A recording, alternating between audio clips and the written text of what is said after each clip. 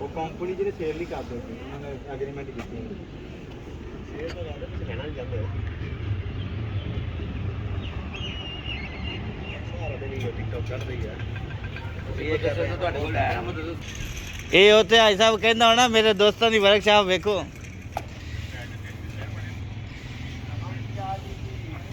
ਗੋਲਾ ਮਾਲ ਕਰਨੋਂ ਗੱਲਾਂ ਹੁਣ ਗੱਲਾਂ ਹੋਰ ਸਾਲ ਦੀ ਆਖਣਾ ਆ ਮੇਰੇ ਫਲਾਣੇ ਲੱਗ ਯਾਰ ਹੰਦੀ ਪਾਰਸ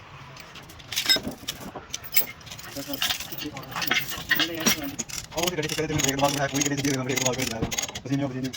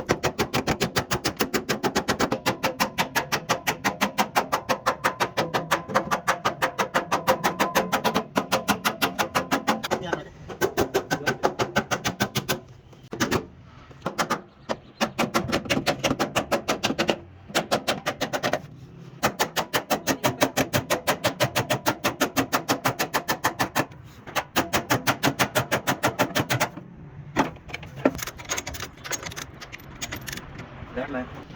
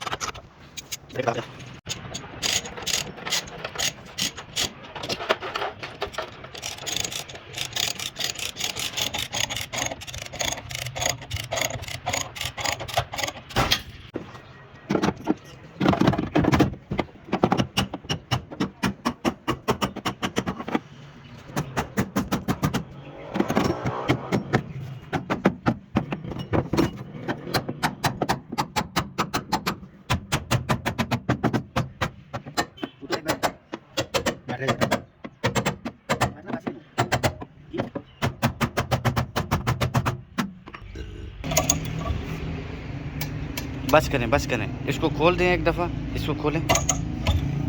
खोल के इसका रबड़ लगाएं रबड़ लगा के डिग्गी बंद करें इसकी कंडीशन देखें क्या बनी है ज़्यादा बाहर भी ना आ जाए ना कोशिश करनी है इसको बचाना है इसकी सीलें जो है ना वो ख़राब ना हो अच्छा हमको सिखा रिया है अच्छा हाँ जी इसको थोड़ा सा ग्रीस लगाएं ताकि ये और ज़्यादा नरम हो ठीक है लाइट देंगे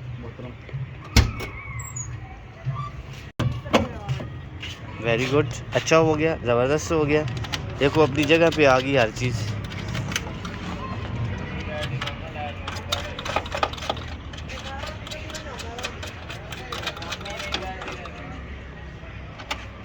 चौधरी साहब प्रोफेशनल डेंटर है जी 100% काम करते हैं तसल्ली वाला सुकून वाला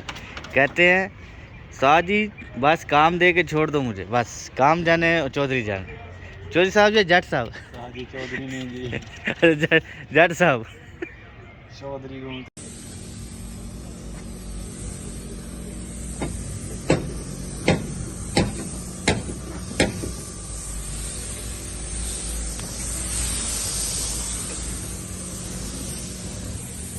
ब्रेक बाद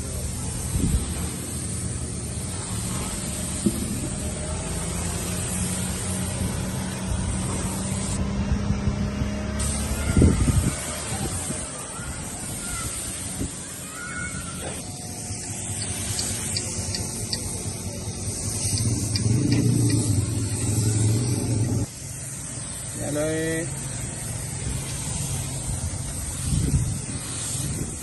चलो भाई जिंदाबाद है ना